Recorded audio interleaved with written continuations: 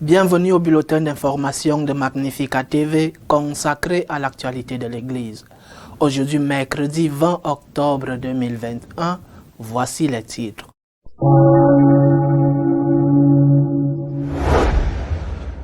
Le pape a proclamé un nouveau principe non négociable, le droit à l'objection de conscience pour tous ceux qui travaillent dans le domaine de la santé.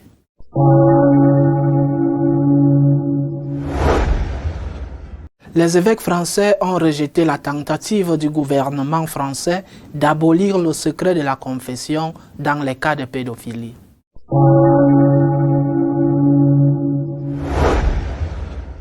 Un évêque anglican de premier plan en Angleterre a décidé de devenir catholique. Il est l'un des prélats de plus qui abandonne l'anglicanisme face à sa dérive libérale.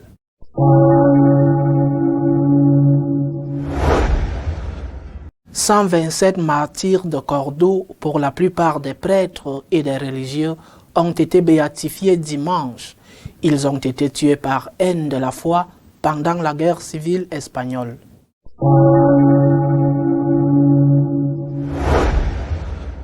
Le droit à l'objection de conscience de la part de tous qui travaillent dans le domaine de la santé ne peut être négocié, a déclaré le pape. Recevant les participants à une conférence organisée par la Société italienne de pharmacie hospitalière, le pape François a rappelé que l'avortement est un maître et qu'il n'est pas licite d'en être complice.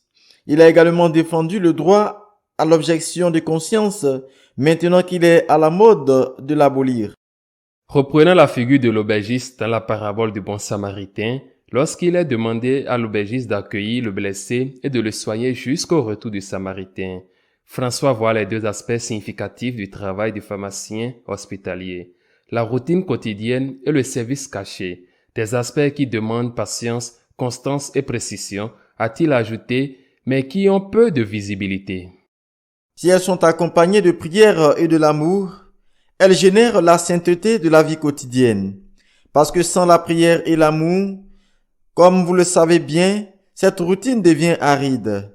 Mais l'amour, fait avec amour, avec prière, conduit à la sainteté. Des saints anonymes qui sont partout parce qu'ils font bien ce qu'ils ont à faire. Il a rappelé que le pharmacien utilise des substances médicinales qui peuvent devenir des poisons. Il a donc demandé d'être constamment vigilant, afin que l'objectif soit toujours la vie du patient dans son ensemble. En tant que professionnels de la santé, ils sont toujours au service de la vie humaine, et cela les implique, a déclaré le pape. Aujourd'hui, il est de bon ton de penser que ce serait peut-être une bonne idée d'abolir l'objection de conscience. Mais il s'agit de la vie privée éthique de chaque professionnel de la santé et cela ne doit jamais être négocié. C'est la responsabilité ultime des professionnels de la santé. C'est aussi dénoncer des injustices commises contre des vies innocentes de sans défense. Il a également parlé de l'avortement. C'est un meurtre, a-t-il dit. Il n'est pas licite d'en être complice et il est du devoir de chacun d'être proche des situations, en particulier des femmes, afin de ne pas penser à l'avortement comme une solution, car en réalité, ce n'est pas la solution.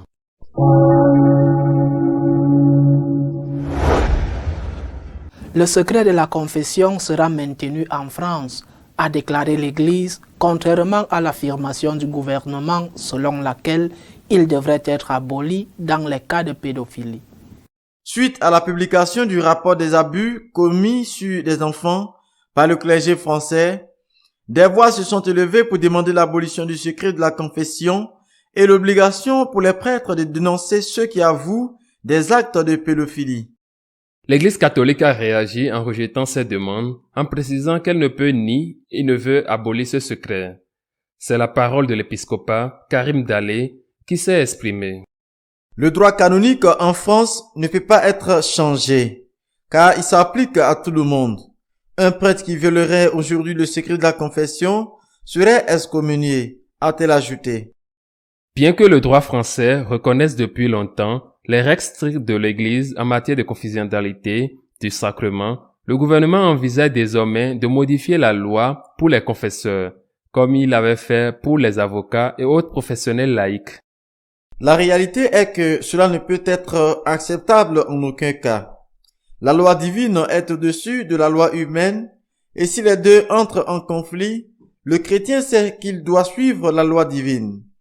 L'Église a toujours considéré le secret de la confession comme quelque chose qui affecte la nature humaine, du sacrement de la confession, et donc personne, pas même un pape, ne peut accorder d'exception.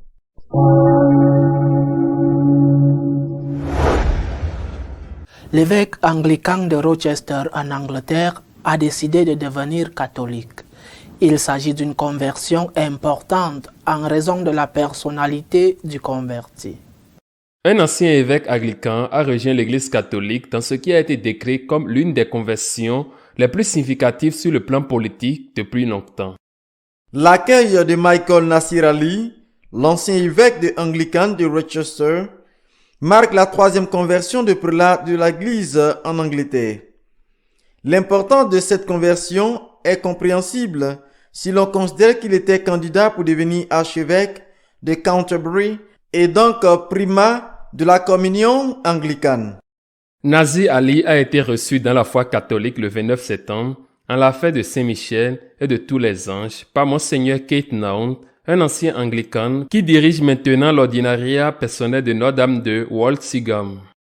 Les ordinariats anglo-catholiques ont été créés par le pape Benoît XVI il y a une dizaine d'années pour accueillir les anglicans à titre personnel ou en groupe. Nasir Ali est le premier évêque anglican ordinaire, plutôt qu'auxiliaire ou doté de commissions non diocésaines non spécifiques, à être reçu dans l'église catholique depuis l'évêque Graham Leonnet de Londres et l'évêque Richard Root de Leicester en 1994.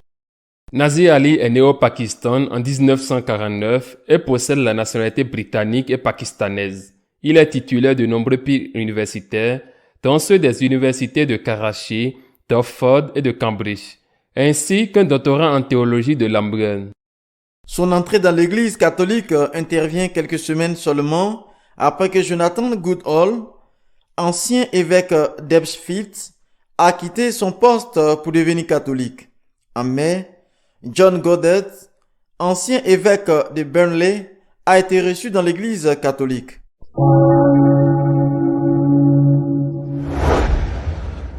Un groupe de martyrs de Cordoue a été béatifié dimanche. Ils ont été tués par haine de la foi pendant la guerre civile espagnole. Dans le diocèse de Cordoue, un tiers du clergé a été martyrisé dans une campagne de haine contre l'Église menée par les socialistes et les communistes. Pour expliquer la signification de cette béatification ordinaire et généralisée, l'évêque du diocèse, Monseigneur Demetrio Fernandez, a rédigé une lettre pastorale. Il y rappelle que les martyrs n'avaient pas pris les armes ou n'étaient pas allés sur le champ de bataille. Ils étaient chez eux ou dans leur paroisse. Ils faisaient partie des rangs de l'action catholique. Ils se distinguaient en faisant du bien aux autres et ils ont été tués par haine de la foi. L'évêque précise également que les martyrs ont dans tous les cas laissé un témoignage de pardon envers leurs ennemis, imitant à cela également notre Seigneur, qui a demandé au Père de pardonner à ceux qui l'ont crucifié. Nous n'avons peut-être pas la grâce de pouvoir dire à Jésus avec le sang, l'amour, que notre cœur éprouve pour lui. Mais nous sommes tous appelés à un amour de cette envergure dans la vie quotidienne, même à l'extrême. Il est allé à l'avant, les martyrs l'ont suivi. Nous ne pouvons pas rester à la traîne, conclut le prélat.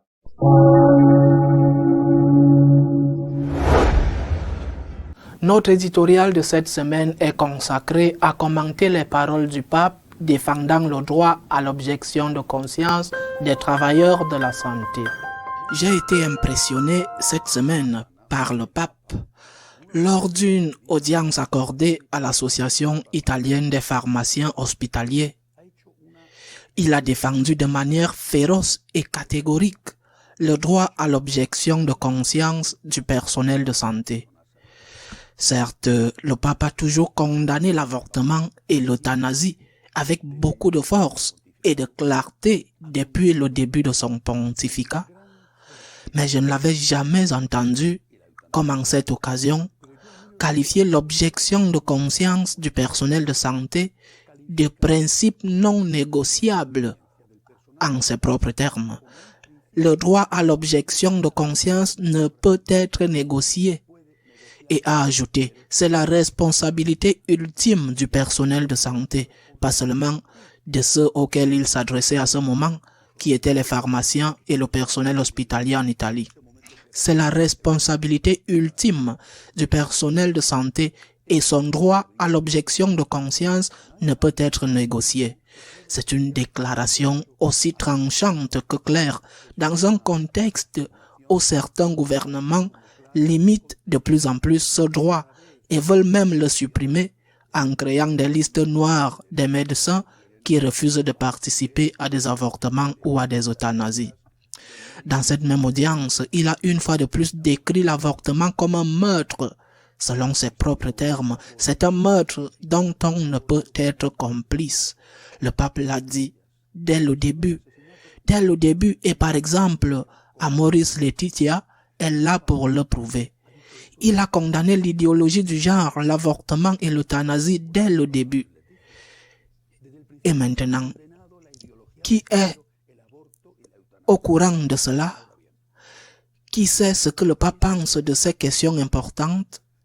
Par exemple, cette même semaine, il a accordé une audience à Nancy Pelosi, présidente du Congrès américain, catholique et radicalement pro-avortement.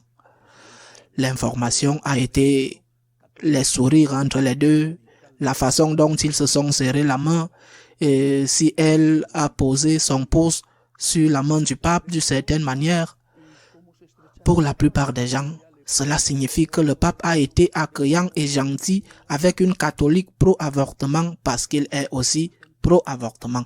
La grande majorité ne saura pas que quelques jours plus tard, le pape a fait cette proclamation si forte en faveur du droit à l'objection de conscience des médecins et contre l'avortement et l'euthanasie qu'il qualifie de meurtre.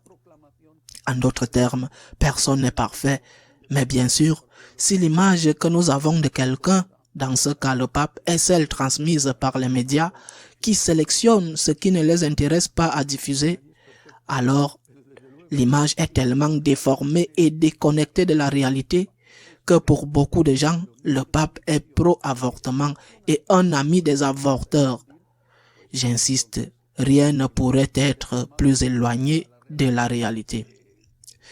Un autre événement cette semaine aura lieu demain dans la ville espagnole de Cordoue, la béatification d'un grand groupe de martyrs, de prêtres et de religieux et religieuses qui ont été tués sous la torture pendant la guerre civile espagnole pour avoir simplement été des serviteurs du Christ. Les socialistes et les communistes se sont unis à Cordoue et dans d'autres parties de l'Espagne. Les anarchistes se sont également unis pour mettre fin à ces serviteurs du Seigneur. Monseigneur Martínez Camino, évêque auxiliaire de Madrid, a donné une conférence dans le contexte de la béatification de samedi.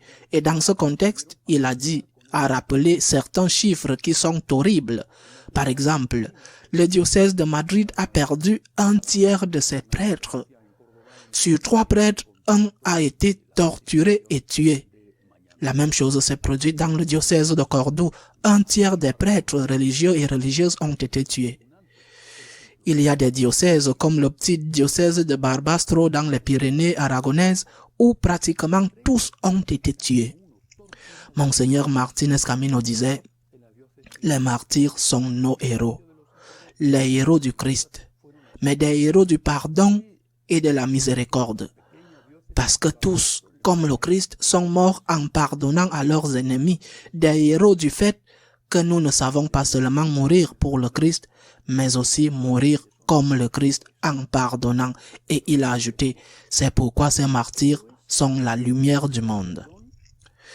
Une dernière note cette semaine, et cela me touche personnellement. Il y a 33 ans, un jour comme ce vendredi, en la fête de Sainte Thérèse de Jésus, l'association des franciscains de Marie a commencé à faire son premier pas. Malheureusement, j'ai vu le déclin de l'Église. Et dès le début, je me suis demandé ce que nous pouvions faire pour réaliser cette nouvelle évangélisation que Saint Jean-Paul II a demandé avec tant d'intérêt. L'ancienne évangélisation, la première évangélisation, ou ce qui l'a précédé, a porté beaucoup de fruits et a donné de très bons fruits. Mais les circonstances, les temps historiques ont changé et nous ne pouvons pas continuer à utiliser les mêmes méthodes que nos anciens. Bien que nous ayons beaucoup à apprendre d'eux, nous sommes aujourd'hui à une époque où les gens sont indifférents ou hostiles à la religion. Ils ne s'y intéressent pas ou la considèrent comme quelque chose qui a déjà été surmonté et qui doit cesser le plus vite possible parce que ce n'est pas bon pour la société. Indifférent et hostile. Nous devons montrer la beauté de notre foi et la raison de notre foi dans ce contexte d'une société sécularisée et même agressive. Et nous devons montrer quelles sont nos motivations pour avoir la foi, précisément parce qu'ils considèrent que nous faisons partie d'un passé qui doit déjà être éliminé pour toujours. Si nos aînés étaient motivés par l'intérêt d'aller au paradis, ce qui est une chose merveilleuse, et la peur de ne pas aller en enfer, ou la peur de ne pas subir certaines punitions ici sur terre et de recevoir certaines bénédictions ici sur terre, intérêt et peur, la carotte et le bâton pour faire marcher l'âne. Alors, l'intérêt et la peur ne doivent pas être oubliés car ils sont légitimes. Cependant, ils ne peuvent pas devenir la motivation avec laquelle les catholiques doivent agir aujourd'hui.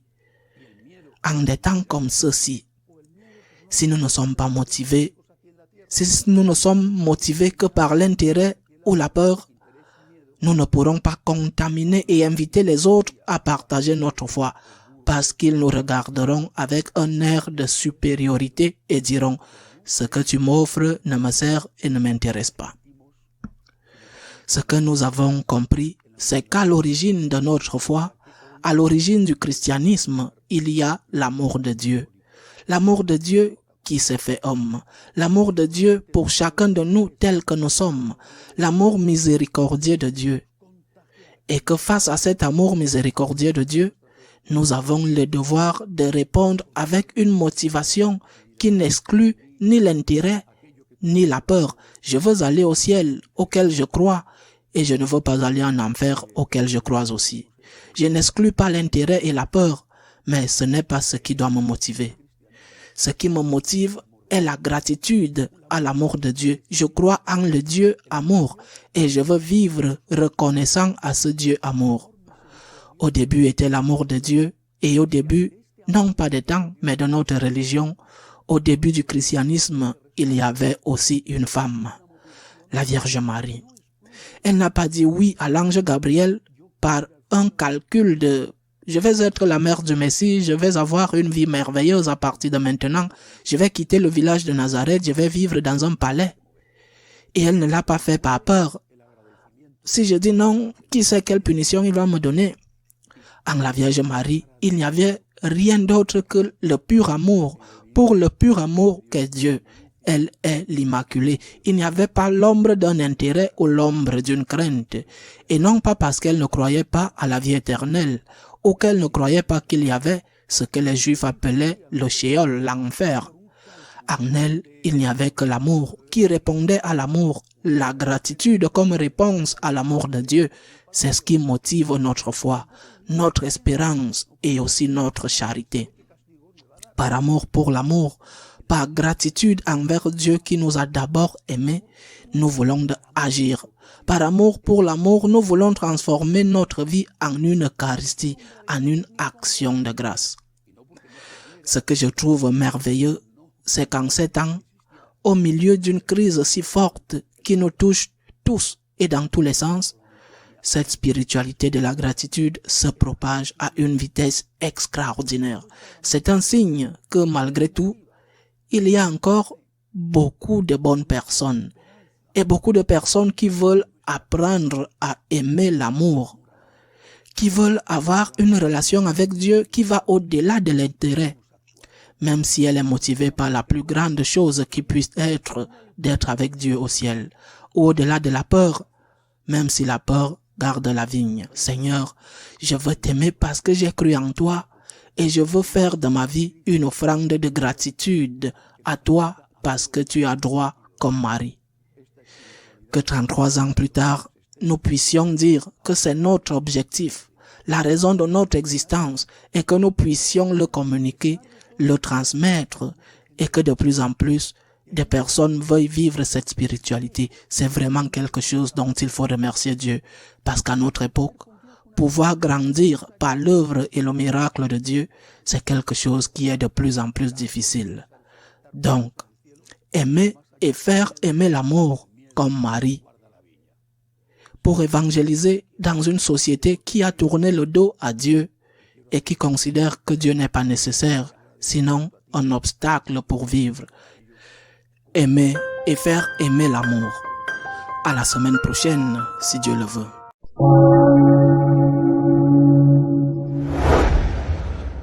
Si vous souhaitez être au courant de ce qui se passe dans l'Église, vous pouvez le faire à travers notre page d'information magnificat.tv. À la semaine prochaine, si Dieu le veut.